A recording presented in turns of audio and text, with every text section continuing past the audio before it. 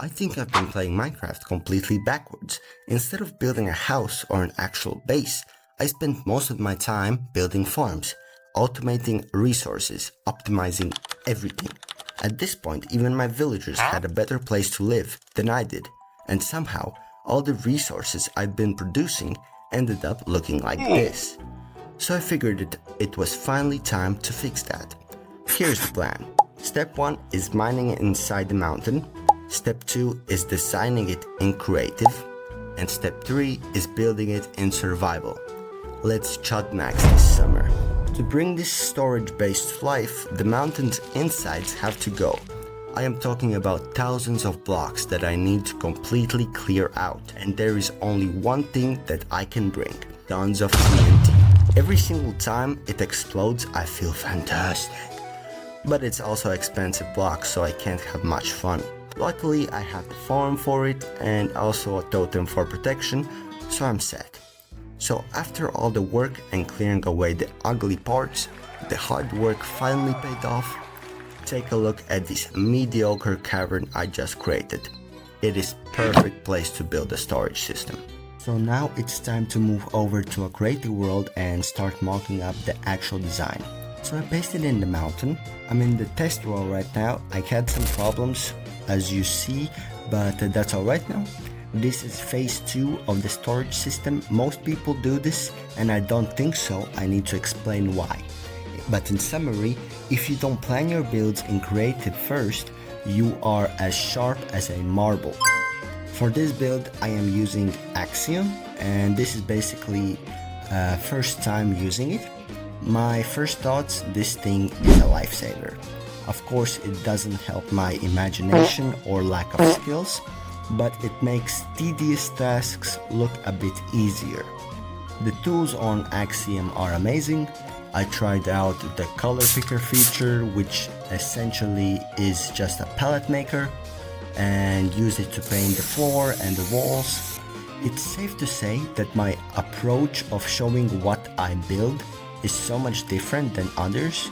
I think it might be boring, but also with this you can see parts of the build and see how I build it, and you can just watch and maybe in the future take some notes, I don't know, or just don't.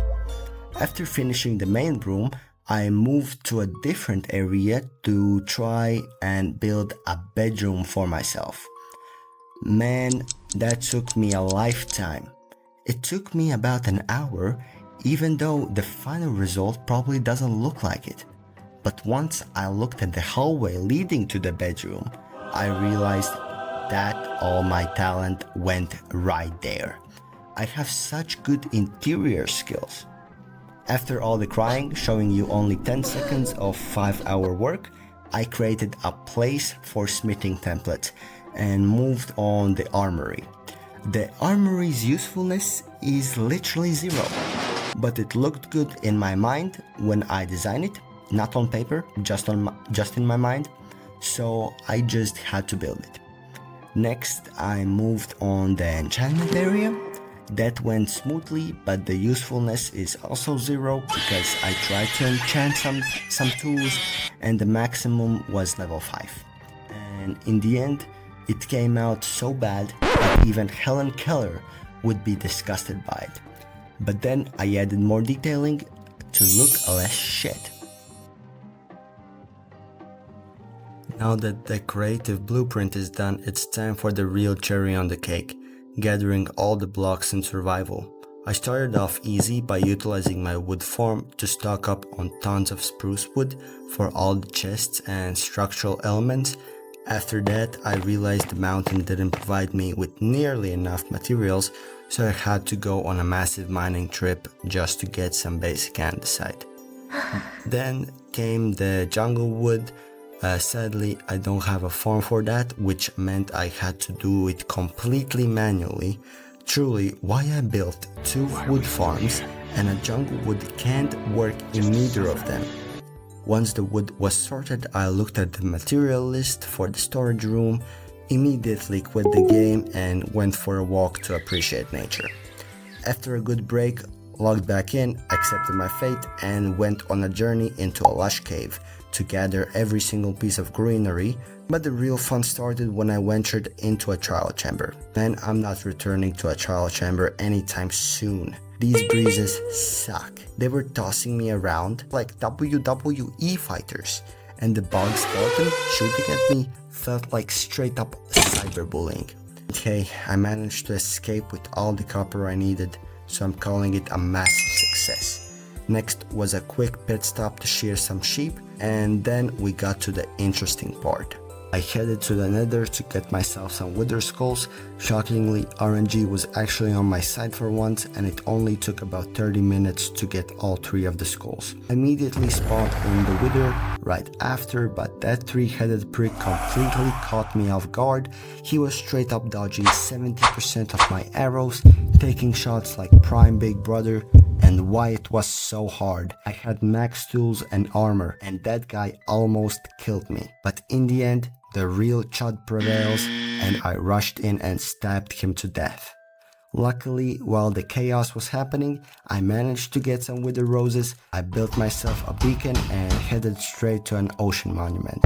I stabbed an elder guardian right in his only eyeball and completely excavated his property for those sweet prismarine blocks. And finally, after all this suffering, here are the materials. Sadly, I can't put my actual blood, sweat and tears into a shulker box, so this is all I have to show for it. Alright, step 1 of phase 3, moving the shulker boxes up to the mountain area, and since I actually value my sanity, I decided to boot up Litematica. If you guys aren't using Litematica for building, then respect, but you guys are losers. But even with Litematica, it was torture. I had so many blocks that were only 1 in quantity, so my inventory was just a mess. It forces you to develop short-term dementia every single 10 seconds. You stare at the hologram, you open a shulker, you forget what you were looking for. You close it, you open up Litematica, check it, close it, and then your dumbass opens it again, the same shulker box, thinking, where is the exact goddamn block I need? Where did I put the bookshelf? It is an endless loop of pain. I wouldn't be surprised if you would go to El Salvador prison and see criminals being tortured like this. The only moment of pure satisfaction were placing chests or stone walls. Why? Because they take only a tiny block pallet. Just like my neighborhood building shorts, you just grab them, place them, and actually feel like you're progressing. But dealing with this nightmare made me realize something profound. I am finally starting to understand why all these massive content creators build giant mega bases. Think about it. It is not because they just love sitting next to their computers 20 hours a day. It is because mega bases do not actually use massive block palette. When you build huge things, you usually maybe use 30 different block types maximum. It is just a massive volume of those same 30 blocks. Shut up!